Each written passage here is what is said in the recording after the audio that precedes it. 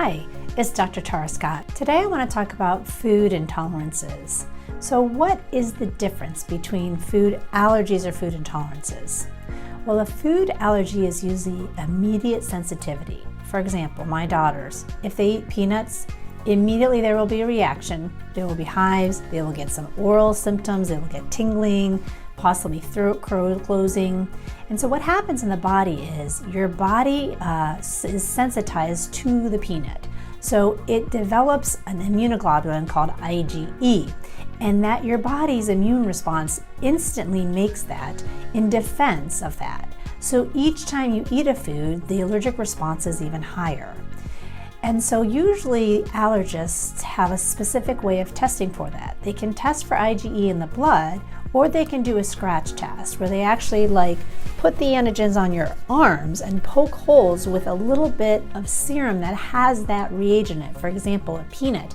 And if your skin gets hives from being exposed to that, that means you have an allergy. So that certainly is an important allergic response and something that you should avoid if you ever have IgE. So what is a food intolerance? Well, a food intolerance is usually a delayed sensitivity. So while your skin has a lot of IgE, your sinuses have a lot of IgA, and delayed response in the gut have IgA or IgG. Those are all different types of immunoglobulins, and they have different functions in your body. So a food intolerance would have a positive IgG to a certain food. It's not as quick as the immediate response, and the symptoms might not be as sudden and noticeable. So for example, if I eat milk or I drink milk, well, now they're kind of settled because I've eliminated from that, but I have an IgG response to that. So what that means is when it first happened, I didn't have hives and I didn't have throat closing and I didn't have shortness of breath.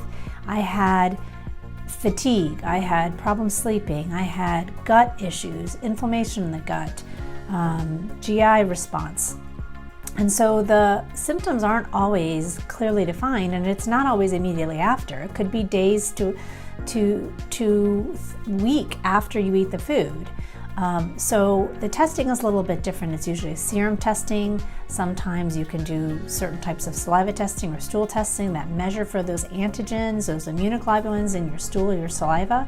But we do blood testing, and we like to see what the food sensitivity is. And the good news is the treatment's relatively simple. There's a short term maybe of some healing of the gut, and it's avoidance of the foods. And usually we want to find out why you had a reaction to that, because it seems like now there's a lot more food allergies than there was when I was growing up. So if you have any of those symptoms of mental fog or sleep issues or feeling drugged or sleepy after you eat a food, or diarrhea or constipation or bloating, that could be a food allergy and you may want to get checked.